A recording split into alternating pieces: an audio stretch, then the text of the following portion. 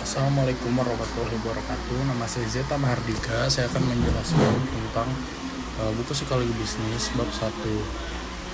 Psikologi bisnis adalah bidang yang menggabungkan psikologi, manajemen, dan ekonomi untuk memahami bagaimana perilaku manusia mempengaruhi kinerja dalam organisasi.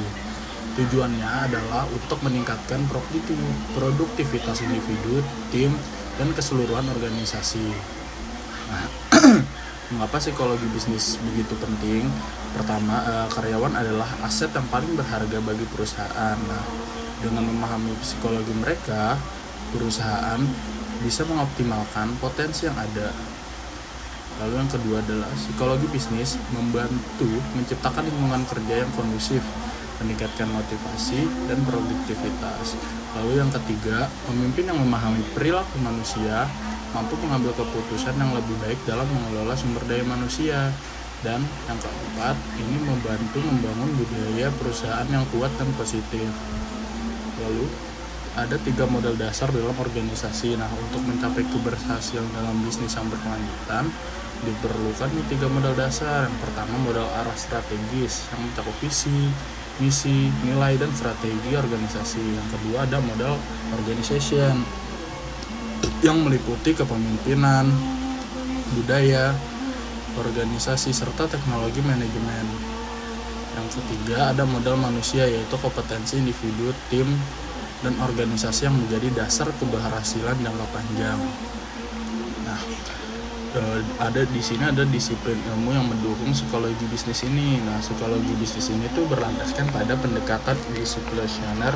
Salah satunya adalah psikologi industri dan organisasi pastinya, yang berfokus pada perilaku manusia di tempat kerja. Kemudian ada manajemen sumber daya manusia strategis yang memastikan karyawan mendukung strategi bisnis perusahaan.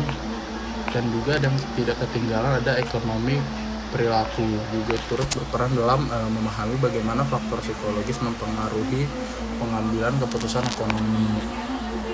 Nah, yang keempat ada konsep utama psikologi bisnis. Nah, ada beberapa konsep yang penting yang akan kita bahas dalam psikologi bisnis ini. Yang pertama adalah ekonomi perilaku, yang mempelajari bagaimana faktor psikologis mempengaruhi keputusan ekonomi.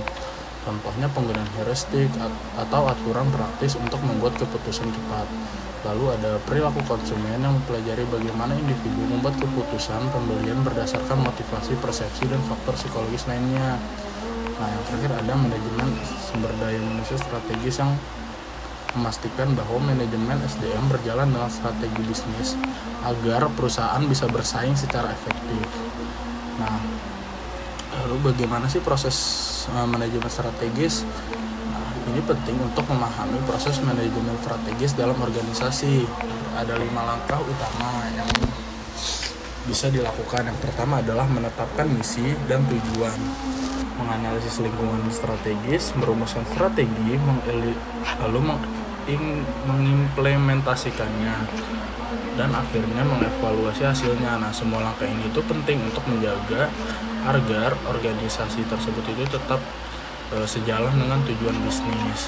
Lalu ada kerangka psikologi bisnis. Psikologi bisnis ini juga memiliki kerangka kerja atau yang biasa disebut psychological business framework. Nah, di dalamnya itu ada 3 modal yang penting, ada arah strategis organization dan manusia, hasil organisasional dan manusia.